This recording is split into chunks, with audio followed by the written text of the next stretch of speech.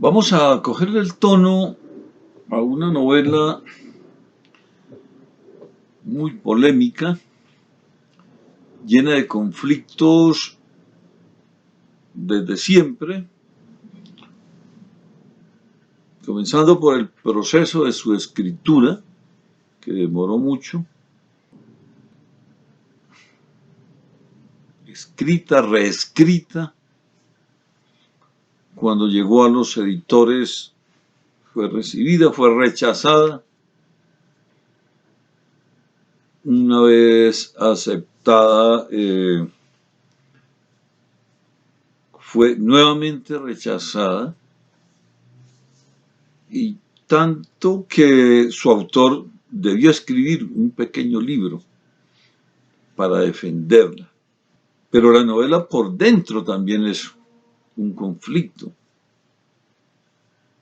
Es una polémica en la vida de su autor y en la vida de sus personajes. Se resuelve en un solo día, 48 horas, y tiene que ver con unas relaciones de unos personajes apasionados que se encuentran, se rechazan, unas relaciones muy complejas, y que en síntesis, también así la defendió su autor, es una especie de descenso a los infiernos. Y ahora que estamos celebrando a Dante, esta novela estaba concebida como la tercera parte, es decir, como el infierno de la Divina Comedia. De las tres partes solamente quedó el infierno. Realmente lo que se escribió fue el infierno. Me refiero a Bajo el volcán, de Malcolm Lowry, donde novela y autor se confunden, donde todo es ficción. No es esa cosa que dicen los periodistas siempre, que si es revuelto de realidad y ficción. Todo es ficción. En la vida todo es ficción, incluso la vida misma. Lowry había nacido en 1909, murió muy joven, de 48 años, en 1957. Pero 10 años antes publicó Bajo el volcán. El libro que publicó para defender Bajo el volcán fue Detrás del volcán. Era un libro pequeño, con una carta que se conoció después de muerto su autor, y era por qué el lector que había nombrado el editor para que le aconsejara qué hacer con esta novela tan polémica, decía por qué no debían ir algunas cosas, como suelen decir siempre los lectores o los editores. Un tema muy complejo a su vez. Es que todo es complejo alrededor de esta novela, porque si hay algo complejo es esa función que tienen que desempeñar los lectores de los editores y los editores mismos. Vamos a cogerle el tono a esta novela, que figura en dos listas, una francesa y otra inglesa, de las mejores 100 novelas del siglo XX. En un caso ocupó el puesto 11, en el otro caso, la lista que hizo Le Monde, ocupaba el puesto 99, pero estaba dentro de las 100 novelas del siglo. Cojámosle el tono a esta novela emblemática de quienes saben lo que es, dijéramos que la motivación y la condena del trago, como lo decimos usualmente nosotros. Dos cadenas montañosas atraviesan la República, aproximadamente de norte a sur, formando entre sí valles y planicies. Está hablando de México, que es donde sucede la novela.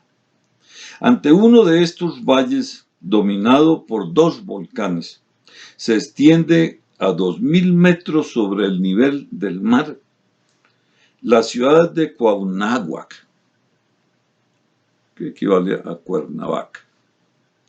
Queda situada bastante al sur del trópico de Cáncer. Para ser exactos, en el paralelo 19, casi a la misma latitud en que se encuentran al oeste, en el Pacífico, las islas de Revillagigedo, o mucho más hacia el oeste, el extremo más meridional de Hawái. Y hacia el este, el puerto de Sucox, en el litoral atlántico de Yucatán, cerca de la frontera de Honduras británicas. O mucho más hacia el este, en la India, la ciudad de Jugernaut, en la bahía de Bengala. Los muros de la ciudad, construida en una colina, son altos. Las calles y veredas tortuosas y accidentadas. Los caminos sinuosos.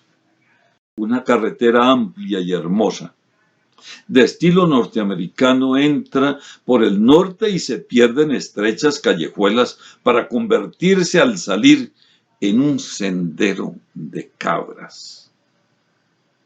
Cuauhnáhuac tiene 18 iglesias y 57 cantinas.